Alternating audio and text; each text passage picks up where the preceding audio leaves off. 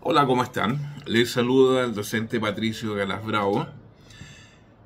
He querido preparar este video para compartir con ustedes una retroalimentación colectiva con motivo del taller, la prueba número 2. Ya, porque hubo varios detalles que creo que es relevante que lo conozcan todos, porque son errores que algunos cometieron en el trabajo y que tal vez otros que no lo han cometido no tienen clara conciencia del detalle, ya de las pequeñas diferencias que pueden hacer que un trabajo muy bien hecho pueda cambiar a un pequeño gran error. ¿Ya? Entonces, con el propósito de que sea útil para todos, he optado por ir a la especificación de la materia en este video y para que así puedan acceder a él todos ustedes, independiente del resultado que hayan tenido en el examen, que, entre paréntesis, los felicito, porque la mayoría, casi todos, de 130 y tantos talleres, más de 130 fue con resultado positivo aprobados. Bueno, vamos a lo específico de la materia. El primer capítulo de este taller pedía completar un cuadro con los principales aspectos que caracterizan o diferencian los mecanismos de compras que se estaba indicando. Hablamos de convenio marco, de trato o contratación directa, de licitación pública y licitación privada. Vamos al tiro especificando el puntaje que obtuvo cada uno de ellos. Hacerles presente que el puntaje total de cada taller es de 100 puntos. Ya cada uno de estas grandes partidas de los tres principales capítulos tenía 30 puntos cada uno. Y para que ustedes hagan su cálculo, yo opté por ir descontando de a 3 puntos por cada error. O sea, en el primer ejercicio, un trabajo perfecto debió tener 30 puntos. El que obtuvo 27 es porque tenía un error. El que obtuvo 26, 24 porque tenía 2 y así sucesivamente. Destacar que este capítulo lo que pedía era destacar los principales aspectos que los caracterizan, estas modalidades de compra. Primer gran error generalizado. Muchos de ustedes, en vez de señalar características diferenciadoras, lo que hicieron fue copiar las definiciones. Y no estábamos pidiendo definiciones. No estábamos pidiendo que definieran qué era un convenio marco o una licitación pública. Lo que estábamos pidiendo eran las características. Así que obviamente a quienes copiaron textual la definición que aparece en el material de estudio, no podía estarle poniendo una nota excelente. ¿Ya? Ahí se descontaron algunos puntos. ¿Qué se esperaba en cada uno de estos conceptos? Convenio marco, lo que se debió haber especificado era que los convenios marcos son producto de licitaciones públicas realizadas por la Dirección de Compra y Contrataciones Públicas. Ya ellos realizan las licitaciones abiertas para todos los proveedores habilitados ya en los diversos servicios o adquisición de productos que ellos estiman como aquellos más demandados por los organismos públicos. Entonces, la primera característica que había que destacar es que los convenios marcos son producto de las licitaciones realizadas por la Dirección de Compra y Contrataciones Públicas. Y lo segundo importante es que estos se encuentran en un catálogo electrónico en la plataforma de dicho servicio público. Eso era lo fundamental. El trato o contratación directa, ¿ya? Lo que debió haberse indicado es que era una modalidad excepcional que debió siempre destacarse que solamente podía emplearse bajo razones fundadas. Vale decir, se requería una resolución del organismo que le iba a utilizar donde tuviese especificado algunas de las facultades que otorga la ley en lo específico. La ley de compras públicas establece los casos en los cuales se puede utilizar el trato directo, entre otras, en las urgencias, emergencias o imprevistos. ¿Ya? La licitación pública. La licitación pública se debió señalar que era la licitación principal de libre acceso a todos los proveedores habilitados e interesados, ya que era regulada por las bases que confeccionara el organismo público que la estaba convocando. Ya es un sistema de compra concursal, abierto, donde todos los interesados deben someterse a la evaluación que hace el organismo en base a los criterios de evaluación establecidos en las bases. ¿Ya? Y la licitación privada también es un mecanismo de compra excepcional que se puede utilizar solo cuando se cumplen los requisitos establecidos en la ley de compras. ¿Ya? Y el más recurrente, el principal, no el único, pero el más utilizado, es cuando en una licitación pública no hay oferentes interesados o cuando se declara desierta, y siempre y cuando se utilice las mismas bases que se utilizaron en la licitación pública que las origina. Eso era lo principal, ¿ya? Como les decía, lamentablemente muchos optaron por referirse a las definiciones. Y no estábamos pidiendo definiciones porque se estaban entregando en el material de estudio. Por lo tanto, no tenía sentido pedir que copiaran definiciones. Era destacar aspectos relevantes que hacían, que eran los elementos diferenciadores entre una modalidad y otra. Tampoco era muy válido lo que muchos también, o varios, recurrieron a señalar que era más transparente una que otra, porque tampoco aquí era un juicio de valor de señalar cuál era mejor, cuál era más transparente, cuál era más adecuada, cuál era más legal. No, nada de eso estábamos pidiendo. Eran solo elementos diferenciadores en lo principal. Ya, entonces ustedes cuando revisen sus evaluaciones podrán ahí deducir dónde estuvo la falla y por qué se descontaron puntajes. En la segunda parte del examen se les pidió confeccionar ya una solicitud de compra de bienes y servicios. Un error recurrente fue que no consideraron las instrucciones del formulario, del instructivo del taller, donde establecía dos elementos fundamentales. Lo primero era que la compra era establecida en un plan de compras del año 2021. ¿Ya? Por lo tanto, debía simularse esta solicitud en esa época. ¿Ya? Y aquí era relevante dos temas. Generar en ustedes el cuidado de los detalles. ¿Ya? Acuérdense que estos procesos están normados por leyes muy exigentes que son controlados por la Contraloría General de la República y obviamente, ante todo, internamente en los organismos que las realizan. Pero también pueden tener consecuencias legales bastante complejas, ¿ya? Y que las responsabilidades de los funcionarios públicos que las ejercen son bastante grandes también.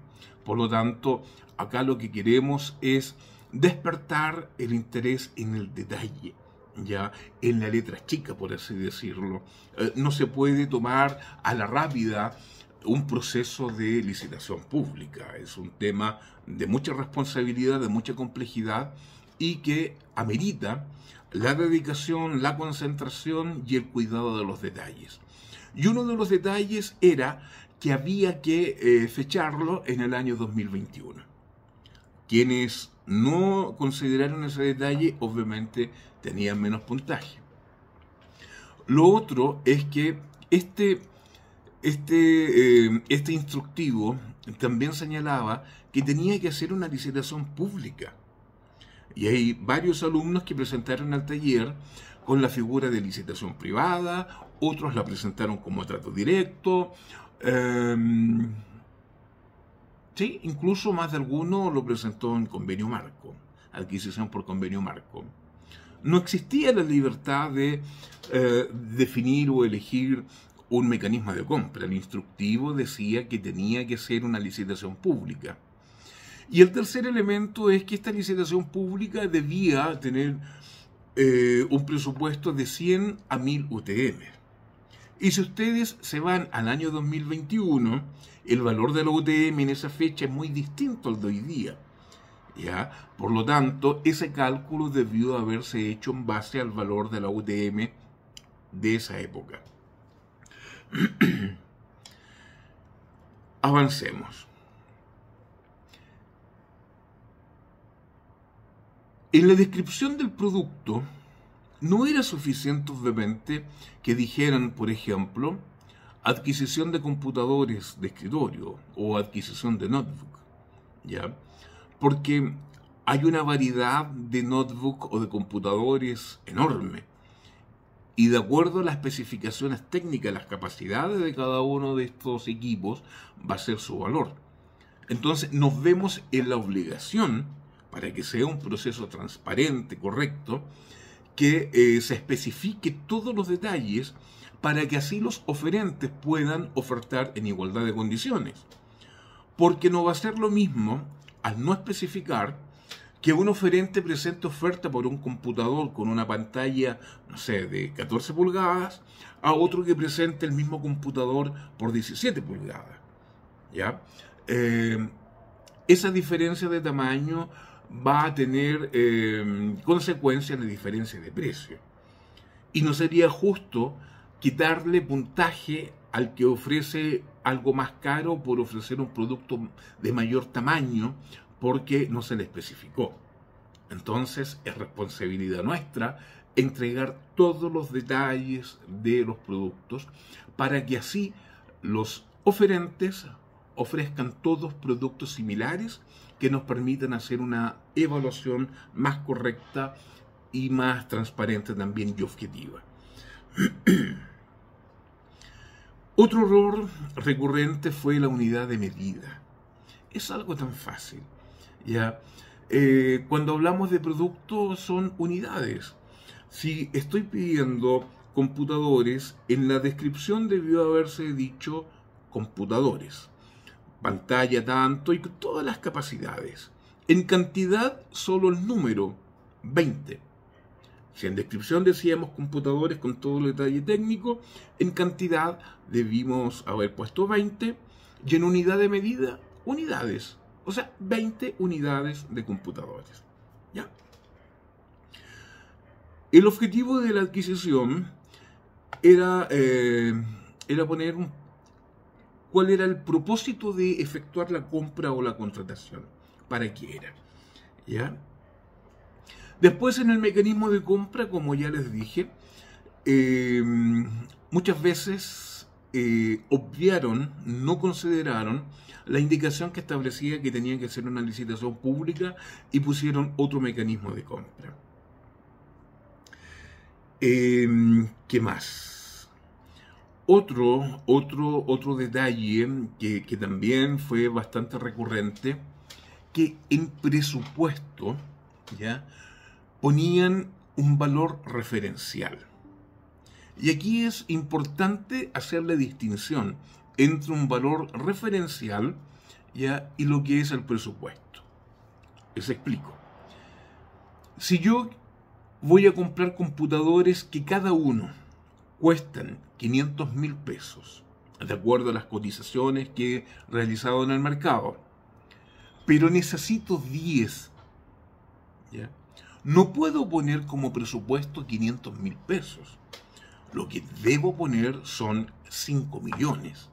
O sea, 500.000 pesos, que es el valor unitario, multiplicado por la cantidad de computadores que voy a comprar. O sea, 500 por 10, 5 millones.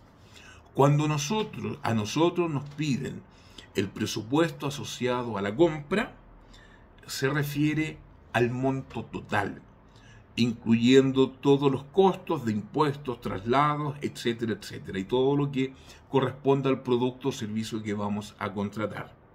Eso no olvidarlo, porque eso fue un error también bastante recurrente. Una cosa es el valor unitario, ya que son los valores referenciales, que son las cotizaciones que hemos recibido por cada uno de los productos. Pero el presupuesto se refiere al total de la compra. Eso en un contexto general, los detallitos recurrentes en la solicitud de compra. Y posteriormente, en la etapa final o última, hubo varias definiciones que se solicitaron, que la verdad es que no la consideré en la revisión, porque, por ejemplo, para la aprobación de bases, para la autorización de las bases, sabemos que se requiere un acto administrativo del organismo público ya que autorice. Pero la normativa legal establece que el organismo público tiene la facultad, que en su reglamento interno, normar, especificar cuál va a ser la unidad que se va a encargar de estas tareas. Por lo tanto, lo dejé libre, no lo consideré en la evaluación, y ahí ustedes podían informar cuál era el organismo en su organismo, cuál era la unidad de su organismo que aprobase cada una de estas etapas. ¿Ya? Y a todas las consideré bien. ¿Dónde me detuve a analizar y a evaluar y a calificar? En los siguientes puntos. Por ejemplo, verificación de recursos. En la verificación de recursos, varios pusieron que, primero señalar que en esta etapa tampoco, no estábamos pidiendo definiciones. Lo que estábamos pidiendo es que ustedes, con sus propias palabras, indicaran de qué se trataba esta etapa. ¿Ya? En la licitación anterior que ustedes presentaban, en la solicitud de materiales, ya se suponía que eso después se desarrollaba como una licitación pública. Entonces, en esta etapa, ustedes debieron desarrollar cada uno de estos pasos. Hubo algunos errores generalizados, como haber puesto en varias de las etapas fechas. No, aquí nadie pidió definir un cronograma. ¿Ya? Aquí lo que se pidió fue que explicaran en síntesis qué es lo que entendían por cada una de las etapas, qué era lo que había que hacer, cuál era la gestión a realizar en cada una de ellas, y no que estuvieran indicando fechas, ¿ya? Porque en ninguna parte se pide definir un cronograma. ¿Ok? Entonces, ¿cuáles son los puntos que sí consideré en la evaluación? Verificación de recursos. Algunos pusieron que se refería a la verificación si estaba el producto en convenio marco o no para hacer la licitación. No, no se trata de eso. Cuando hablamos de verificación de recursos, es verificar que exista la disponibilidad presupuestaria necesaria. Y la normativa legal nos exige que debemos tener una certificación de ello. ¿Ya? Eso como primer punto. El otro punto que consideré, las consultas y aclaraciones. Algunos cometieron el error de señalar que las consultas se debían recibir en el correo XX y que por ese medio se iban a responder. No, eso está prohibido por ley. Ya aquí lo que yo esperaba y di puntaje a quienes pusieron que las consultas y aclaraciones se reciben y se publican exclusivamente a través de la plataforma Mercado Público. Ya las preguntas son públicas y las respuestas también, independiente de cuál sea el interesado, el oferente interesado que haga la pregunta después se publica y queda a disposición de todo el que quiera revisar. Y estas se deben realizar tanto las preguntas como la publicación de la respuesta en los plazos establecidos en las bases de la licitación. Después, en la evaluación de las propuestas, que fue el otro concepto que consideré, era imprescindible que se pusiera que la evaluación de las propuestas se realiza por una comisión evaluadora exclusivamente en base a los criterios de evaluación establecidos en las bases de la licitación. ¿Ya? Algunos pusieron priorizando el precio. No. Aquí no hay que destacar ningún punto sobre otro. Son todos importantes, porque hay que respetar, por transparencia, ¿ya?, que las licitaciones se evalúan considerando todos los criterios definidos en las bases, considerando los puntajes que allí se han definido. Nunca podemos evaluar de otra forma, aunque consideremos después de cerrado el proceso, cuando vamos a evaluar, no podemos decir, pucha, nos equivocamos y nos faltó agregar algún criterio que nos interesa y que es conveniente, pero ahora lo vamos a agregar. No. La evaluación puede realizarse exclusivamente con los criterios que fueron publicados. Y esa evaluación debe efectuarla solamente la comisión evaluadora. Recomendación. Ese es el penúltimo punto evaluado. La recomendación se refiere exclusivamente a la propuesta que emite la comisión evaluadora. Esa es la recomendación a la cual nos referimos en el taller. La propuesta de la comisión evaluadora, fruto de la evaluación hecha a todas las ofertas recibidas. Por lo tanto, puede ser conducente a adjudicar la licitación a alguna oferta que nos resulte conveniente, pero también podría darse el caso que la comisión evaluadora establezca que ninguna de las ofertas recibidas cumple con la exigencia establecida en las bases, por lo tanto puede solicitar que se declare desierta. ¿Ya? Esa es la recomendación. Y finalmente, en la adjudicación también hubo un error bastante recurrente.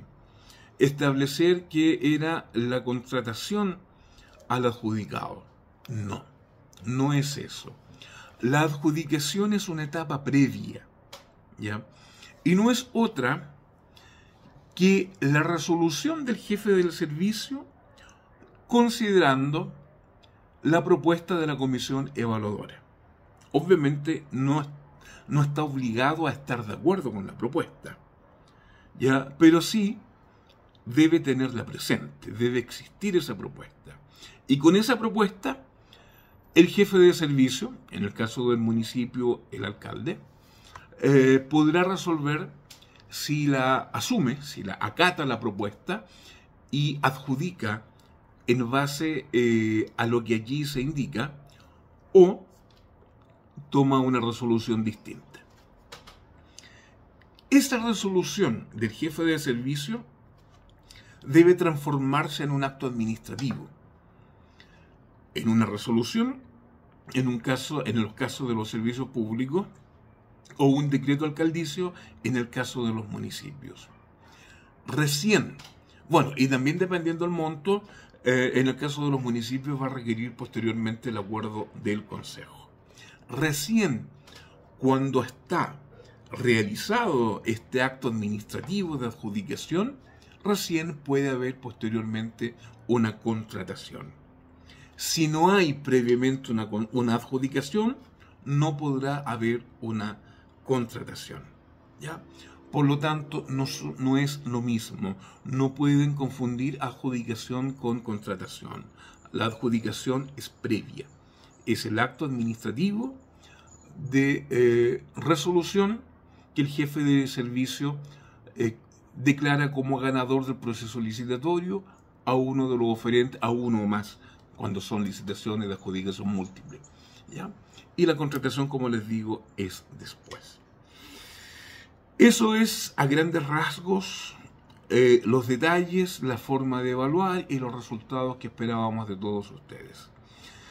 Ha sido un poquito largo el video, ha resultado un poquito extenso, porque mi propósito era que fuera útil, que al terminar este curso no quedaran dudas, que esto sirva como complemento para ir mejorando detallitos. Si a pesar de este video quedan dudas, quedan detalles, por favor siéntanse en la libertad de contactarse conmigo, idealmente a través de foros, ya para que así la inquietud sea conocida por todos los alumnos y también mi respuesta para que sea útil para todos ustedes. Finalmente, recordarles que mañana 20 de enero a las 23:59 horas vence el plazo para la presentación del examen. Ya, aún quedan algunos alumnas que no lo han rendido, así que ojalá las horas que quedan puedan rendirlo para que así concluyamos este curso de la mejor forma. Finalmente también quiero señalar que, como lo dije al comienzo del curso, nosotros iniciamos esta asignatura los primeros días del mes de diciembre y a mediados de diciembre hubo una profunda modernización a la ley de compras públicas y un cambio al reglamento. Esta ley de compras públicas, la 19.886, es la más relevante que tiene las materias que hemos estudiado. Pero no pudimos actualizar los contenidos, las materias, el material de estudio, porque iniciamos el curso antes de la modificación. Pero les aviso que a mediados de semana, una vez que ya salgamos del examen, que estemos más relajados, ya voy a publicar un video donde les voy a explicar con detalles cuáles son las modernizaciones más importantes que se han incorporado en esta ley. La ley nueva mantiene el número 19.886. Lo que se ha incorporado es una modernización que ya veremos con detalle. El reglamento de la ley, conocido como el Decreto 250 del año 2004, ese ya no corre. Terminó su vigencia y tenemos un nuevo reglamento. Tanto la ley como el reglamento se las voy a presentar y lo voy a compartir con ustedes la próxima semana que ya iniciamos.